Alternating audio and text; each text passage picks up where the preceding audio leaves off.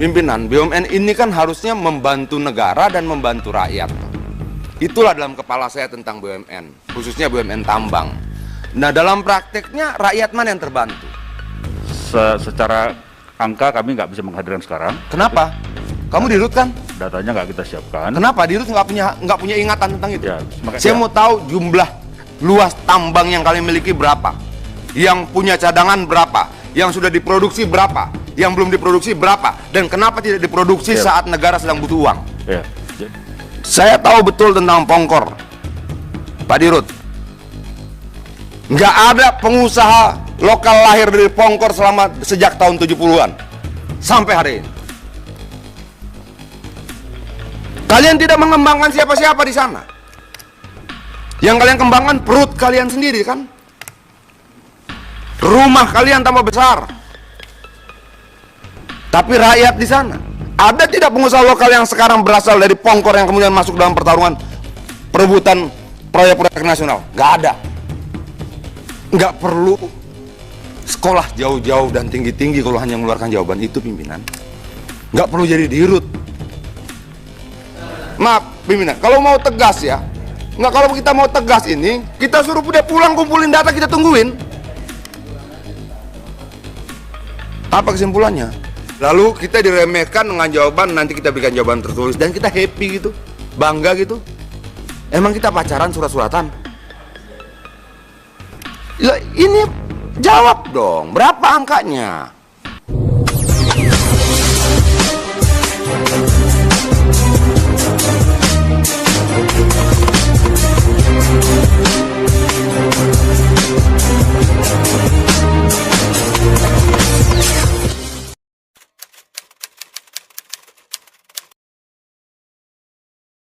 Baiklah, kita mulai dari fraksi PDI Perjuangan.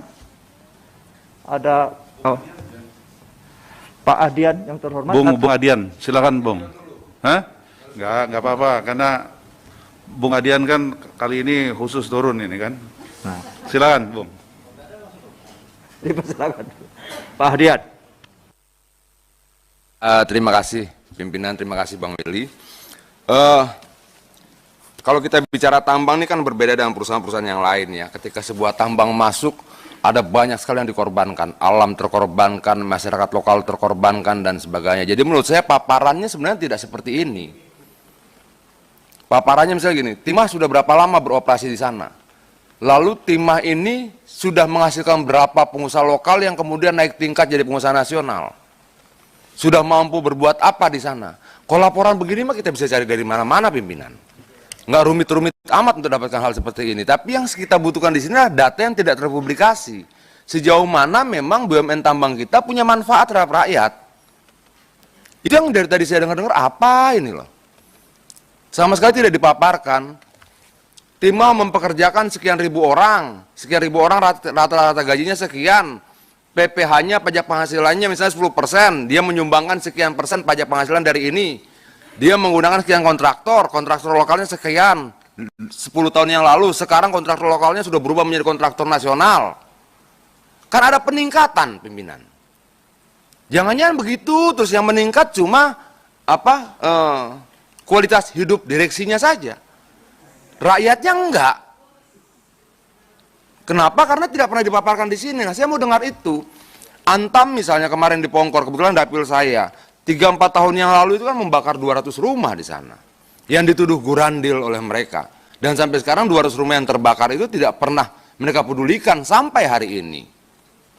Yang dituduh gurandil dan sudah dibakar rumahnya pun tidak ditangkap-tangkap sampai sekarang. Dan lebih lucu lagi misalnya di Pongkor, bagaimana kemudian mesin tabung-tabung sebesar mobil itu bisa ada di tengah-tengah Ciguha, di tengah-tengah Antam Pongkor sana. Yang masukin siapa? Itu kan tidak pernah diinvestigasi. Laporan Antam kerugian 1 triliun setiap hari. Pimpinan, BUMN ini kan harusnya membantu negara dan membantu rakyat. Itulah dalam kepala saya tentang BUMN, khususnya BUMN tambang. Nah, dalam prakteknya rakyat mana yang terbantu? Ada nggak datanya itu? Selama sekian puluh tahun, misalnya dari tahun 70-an, Antam di Pongkor ini sudah buat apa untuk rakyat Pongkor? Atau cuma membagikan sesuatu ketika ada bencana alam, tapi nggak ada tuh. Kita mendengar laporan keberhasilan mereka membangun pengusaha lokal, kontraktor yang dipakai kontraktor Jakarta semua. Selama puluhan tahun. Dari situ ke situ, dari situ ke situ, dari situ ke situ, selama puluhan tahun. Lo manfaat mereka apa buat alam yang terkorbankan dan rakyat yang terpinggirkan karena dibangunnya tambang di sana? Kan sekarang kalau kita pakai contoh Pongkor misalnya, rakyat sudah tidak bisa bercocok tanam di atas sana. Penjagaannya sangat ketat, masuk pun tidak bisa. Nah, laporan ini mana? Bisa nggak kita dapatkan? Biar jelas bahwa kemudian BUMN tambang ini punya manfaat juga untuk rakyat sekitar. Nah, ini yang menurut saya, saya butuh penjelasan pimpinan, tapi hal-hal yang lainnya misalnya, yang perlu kita tanyakan, di luar dari apa yang sudah dipaparkan, ini sih cuma buat nyenengin kita aja paparan ini pimpinan, nggak substantif menurut saya. Tapi dijelaskan bagaimana sih dengan perkembangan tumpang tindih ini. Saya mau tanya, ada berapa luas tambang, luas IUP yang dimiliki oleh Antam? Berapa luas yang punya kandungannya? Dan berapa yang sudah diproduksi oleh mereka? Ada nggak data itu? Bisa nggak dipaparkan sekarang pimpinan? Saya butuh datanya dulu, biar kita tahu Antam ini produktif nggak? Jangan-jangan lahannya banyak yang nganggur. Bagaimana menyelesaikan lahan yang punya cadangan dan kandungan ini yang nganggur? Kan kita perlu tahu. Atau seperti yang dibilang tumpang tindih tadi, tiba-tiba sudah ada 500 hektar bolong-bolong, 500 tadi Pak ya. Itu kemana? Kok di Rut Antam bisa dengan santainya 500, sudah bolong-bolong begini, sudah diambil kandungannya, nggak punya rasa beban sama sekali gitu loh.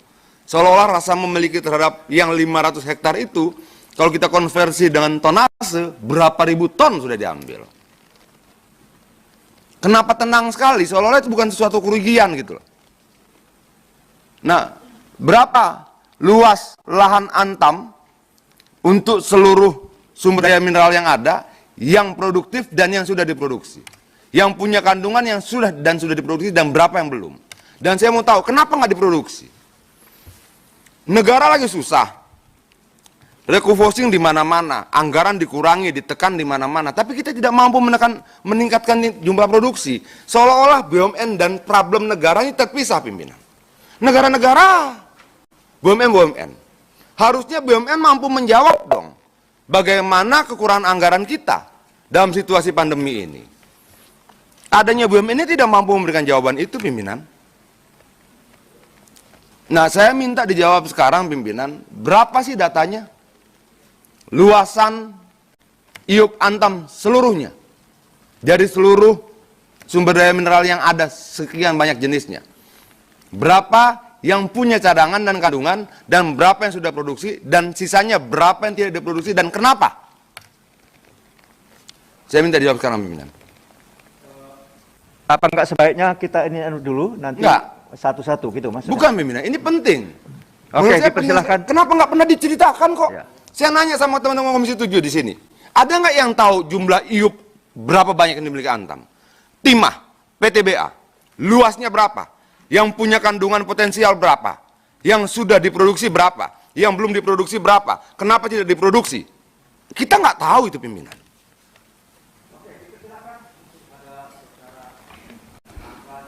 Ya, baik Pak Adian. Jadi secara angka kami nggak bisa menghadirkan sekarang. Kenapa? Kamu di Rut kan? Datanya nggak kita siapkan. Kenapa? Di Rut nggak punya ingatan tentang itu? Ya, makanya secara garis besar bisa saya gambarkan. Operasi Antam khusus nikel ada mulai dari Pulau Gak di Provinsi Papua Barat. Saat ini beroperasi cukup baik, produksinya 3 juta ton per tahun. Total cadangannya mungkin sekitar 200 juta ton. Ya. Kemudian ada lagi di Maluku Utara. Jadi blok tambang nikel Antam itu gampang Pak. Di timur ada di Pulau Gak, ada di Maluku Utara, Halmahera Timur. Ya. Di Halmahera Timur saat ini adalah merupakan basis rencana alokasinya adalah untuk basis produksi baterai, proyek baterai nasional Pak. Nggak, gini loh, baterai itu nanti. Saya mau tahu jumlah luas tambang yang kalian miliki berapa, yang punya cadangan berapa, yang sudah diproduksi berapa, yang belum diproduksi berapa, dan kenapa tidak diproduksi saat negara sedang butuh uang. Ya, jadi lokasi tambang nikel kita ada di Gak Nikel, ada di Maluku Utara, ada lagi satu lagi yang tadi saya sampaikan di Provinsi Sulawesi Tenggara. Dan kemudian di Sulawesi Tenggara terdapat di 2 kabupaten, Pak, di Kabupaten Konawe Utara dan Kolaka. Semuanya berproduksi kecuali yang di Konawe Utara yang memang mengalami persoalan hukum tumpang tindih, Pak. Semuanya berproduksi, Pak. Dijual kemana ornya? Jadi sebagian besar saat ini digunakan di terbagi 2, Pak ya. Jadi ada yang kita gunakan sendiri di Pomala, ya, yang berasal dari wilayah Pomala dan juga dari Maluku Utara.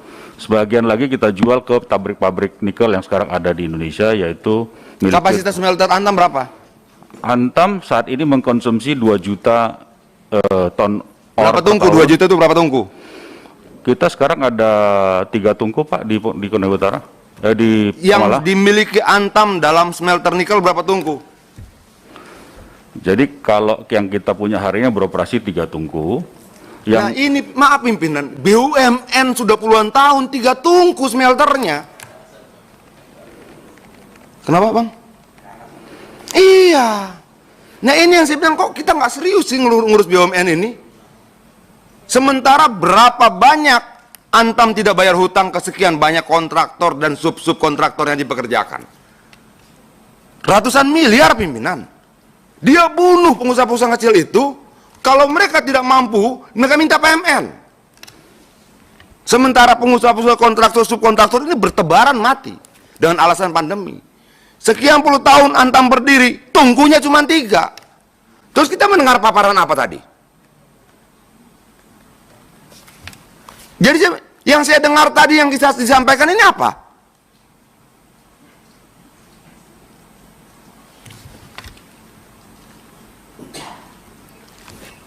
Saya tahu betul tentang Pongkor, Pak Dirut. Nggak ada pengusaha lokal lahir dari Pongkor sejak tahun 70-an sampai hari ini. Kalian tidak mengembangkan siapa-siapa di sana. Yang kalian kembangkan perut kalian sendiri, kan? Rumah kalian tambah besar. Tapi rakyat di sana. Ada tidak pengusaha lokal yang sekarang berasal dari Pongkor yang kemudian masuk dalam pertarungan perebutan proyek-proyek nasional? Nggak ada. Ini loh yang saya bilang jadi alat ukur kita, pimpinan. Bukan angka-angka ini. Kalau angka-angka ini, kita panggil auditor saja. Panggil BPK periksa, bener nggak? Yang saya butuhkan itu konkretnya mana? Kalian buat agrowisata di Antam sana, di Pongkor. Mana jalan nggak? Nggak ada pengunjungnya, pimpinan. Semua buang-buang uang. Nah yang seperti ini, coba pertanggungjawabkan CSR kalian berapa, kemana, bagaimana pengelolaannya. Saya minta jawaban tertulis ya, pimpinan. Karena dari dulu kita 3 kali kunjungan kerja kita ke Pongkor, nggak pernah saya dapatkan itu. Sejak dulu. Dan sampai hari ini saya masih mempertanyakan tanggung jawab Antam terhadap 200 rumah rakyat yang dibakar di sana. Sejauh mana kalian peduli ketika mereka tidak punya tempat tinggal? Kenapa di PT Timah bisa ada penambang rakyat di Antam, di Pongkor tidak bisa? Kenapa tidak dicoba dirangkul rakyat itu seperti merangkul rakyat di sana? Toh kekayaan alam itu juga bisa dikelola bersama-sama. Dan undang-undang memungkinkan itu. Beberapa koperasi sudah coba mengajukan untuk ikut menambang di sana, tidak pernah terrealisasi kok. Untuk sementara itu dulu, pimpinan. Terima kasih. Terima kasih, luar biasa. Yang terhormat Pak Hadian Napitupulu, dari beberapa catatan nampaknya memang menyangkut banyak hal yang saya kira perlu sesi khusus nanti Pak Adian. Jadi, sekarang kita selesaikan, pimpinan. Ya. Ngapain kita mau tunda lagi? Berapa lama lagi penderitaan rakyat ini? Ya. Apa kita mau jawab apa sama rakyat? Rakyat tunggu dulu, teruslah menderita. Ya. Kami sudah mau pulang. Begitu jawaban kita. Oh enggak, kita bukan itu juga maksudnya. bahwa Terima kasih. ya. Langsung dijawab sekarang. Udah. Sekarang dong. Mau. Ya, coba beberapa hal yang bisa disampaikan di forum ini. Dipersilakan. Ya, baik Pak Ardian. Jadi kita udah catat Pak, kita akan follow up dan akan komunikasi dengan teman-teman koperasi di Pongkor. Kita akan review lagi alokasi CSR kita Pak dengan catatan tadi. Ya kami terima kasih masukannya Pak Pimpinan. Kami follow up Pak, akan kami laporkan juga secara tertulis nanti setelah rapat ini selesai. Begitu saja. Hanya itu.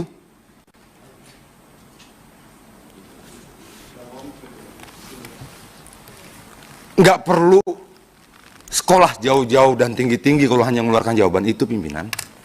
Nggak perlu jadi dirut kalau cuma mengeluarkan jawaban seperti itu. Dia tidak menguasai angka loh. Harusnya dirut itu kalau rapat RDP seperti ini bawa jajaran. Angkanya berapa? Angkanya berapa? Angkanya berapa? Jangan dong kemudian kita permisif terhadap hal seperti ini dengan memberikan kesempatan jawaban tertulis. Nanti kirim jawaban tertulis ya, selesai. Saya mau dijawab sekarang, dia tidak sanggup, pimpinan. Terus kita ngomong sama siapa ini? Hah?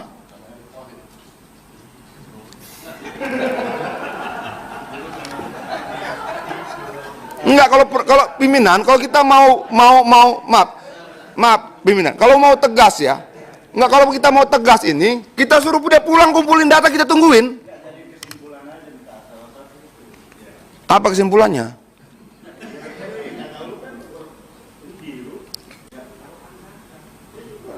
Kesimpulannya cari tahu angka-angka. Nah ini problem gitu pimpinan.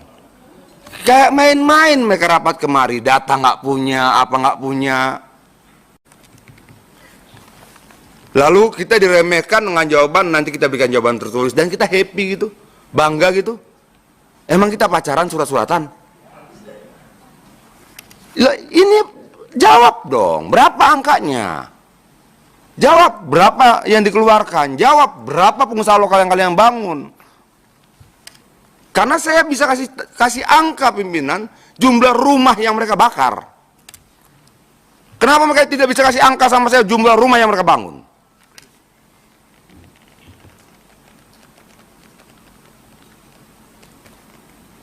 Ya kalau kita tidak tersinggung diperlakukan seperti ini ya terserah. Kalau saya marah pimpinan, terganggu saya. Iya, Terima kasih Mas. pimpinan. Begini, saya kira masing-masing kita menginginkan sebuah apa tadi yang disampaikan Pak Ahdian. Hanya saja memang namanya forum kan, forum nanti kita pastinya tidak berhenti di sini. Ini forum ini yang disampaikan Pak Ahdian. Ya artinya forum rapat ini gitu. Kan ini forum rapat. Jadi nanti akan ada tindak lanjut yang kita sampaikan selanjutnya.